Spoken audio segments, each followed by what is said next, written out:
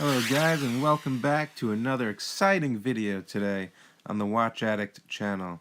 Now today I'm going to be naming 5 watches that I think personally will increase in value over the years. Obviously these watches are newer models and they're not vintage models, or else it just wouldn't make sense. And I hope you guys enjoy the video, and here we go. Now let me first start out by saying that there is no particular order that I'm naming these watches in. It's just a random. So number 1 is the Rolex Air King, the newly released 116900. Now this watch is basically a 40mm watch in stainless steel 904L, 100 meters, cost certified, retails at $6,200. Now the reason why I think this watch will increase in value is, first of all, it's an Air King and it's at 40mm, and the older Air Kings are very small. Second of all, they did some crazy things on the dial, and this is what really stands out to Rolex and the Rolex community. We have the seconds hand, which is completely green. We have the Rolex crown at the 12 o'clock, which is kind of in a goldish yellow color. And then we have the green Rolex on the top. So these little color things, and they really make people go crazy, as you see, with the Rolex Red Sea Dweller, etc. And these little colors can make a huge change in the future, because Rolex might never release another watch that uses those colors, you know what I'm saying? So I could definitely see that watch increasing in value, not immediately, but maybe within 20 years, maybe 15 years, it could maybe shoot up a couple $1,000s or something in that range. Now my second pick is the Rolex Ceramic Daytona. Now this watch has really been hyped. Daytonas have really been hyped. And there's a huge market for people that really want to buy stainless steel Daytonas. They released these 2 models, the black full black version with the ceramic bezel, and then the black and white one, or the panda, whatever you want to call it. Let me start off by telling you some basics about this watch. There's nothing really that special besides the ceramic bezel. I mean, it's sporting the same 4130 movement as the one that released in the year 2000, with a few upgrades to the movement in, I believe, the hairspring or something like that. I'm not exactly sure, but nothing major. And the model number is 116500LN. It replaces the 116520, which that was launched in the year 2000 and featured Rolex's first in-house chronograph reference, the 4130. Now that watch actually replaced the 16520, which was Rolex's first self-winding Daytona, which used the caliber 4030, which was based on the Zenithal Primero movement. But anyway, let's get to prices. The retail for this ceramic Daytona was only $12,400. But there was not a big supply. So basically there's these waiting lists, and gray market dealers were shooting prices up. They were getting their hands on 1 or 2 of them, and they were selling them for crazy prices, up to $19,000 at a point.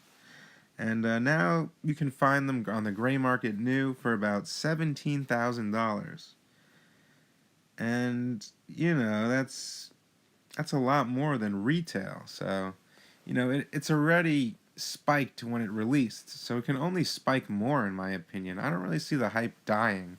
The first stainless steel Daytona, they shot up in price after a while, and this one shot up immediately, so I think this one's going to shoot up even more in the future, and that's just my opinion. Alright, so my third pick is going to be the Omega Speedmaster Professional Snoopy Edition, and this watch is really cool. I mean, you got the little Snoopy on there. It's a kind of a panda black tachymeter bezel with the white dial. On the back, you have the medallion of Snoopy. There's only 1,970 pieces ever created. This watch has shot up in value already in just a couple years. And there's no telling how much further it can go. Basically, it's using an Omega caliber 1861 manual wind movement, 42mm case, has a sapphire crystal, 48 hours of power reserve, 100 feet water resistance. And Omega releases a lot of these special editions, like the recently released Speedy Tuesday. And I don't think that watch is going to come anything close to what this watch has done on the marketplace. It has this cool applied Snoopy. I believe it's actually 925 silver. And, there's only less than 2,000 pieces ever made. So there's not a lot going around. And the price that this retailed for about a couple years ago was $6,100. Now, they are selling for $17,000 new at the current moment. And you can get them pre-owned for some of them for about $13,000. So the price has doubled and almost tripled from the retail price, which is amazing. I could see this watch in the future going for at least $30,000, 20 years up the road from now. I don't even know. It's crazy. This watch has gone completely insane over the love of Snoopy. Alright, guys. Now, coming in as my fourth pick is going to be the Tudor Black Bay 36, or 36 millimeters. Now, one of the reasons I think this watch is going to increase in value is because, first of all, it's 36 millimeters, and the older vintage collectors happen to like this kind of thing because they can relate to that time when watches were kind of smaller. Also, it's a very clean, classic look. This watch from the Rolex family, or our brother or sister of Rolex, kind of resembles the Rolex Explorer mixed with a no-date Submariner, in my opinion. Has that smooth bezel like the Explorer, and that clean symmetrical dial, black and white like the Submariner no-date.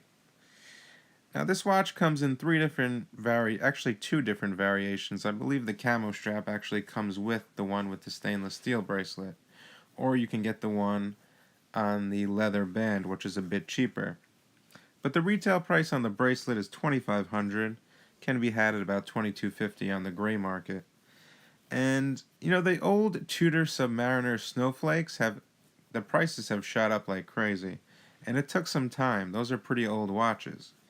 So this watch is probably going to do the same thing. I mean, it does have those snowflake hands. It's sporting an ETA movement, which is very reliable and can last many years. And I see this watch in a few years from now, maybe slowly climbing its way up to about $5,000. And once it hits vintage, maybe even $6,000. That's maybe 20 years down the road. But I definitely see this as a contender. Now, my last and final pick is pretty similar to the one before this, and it is the Tudor Heritage Black Bay and the 41mm case.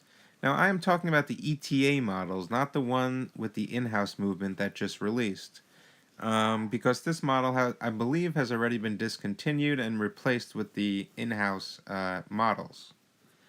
Now, a little information: it's 200 meters water resistant, has a screw-down crown, has a sapphire crystal, has the snowflake hands and second hand, just like the Tudor Submariners from the old times.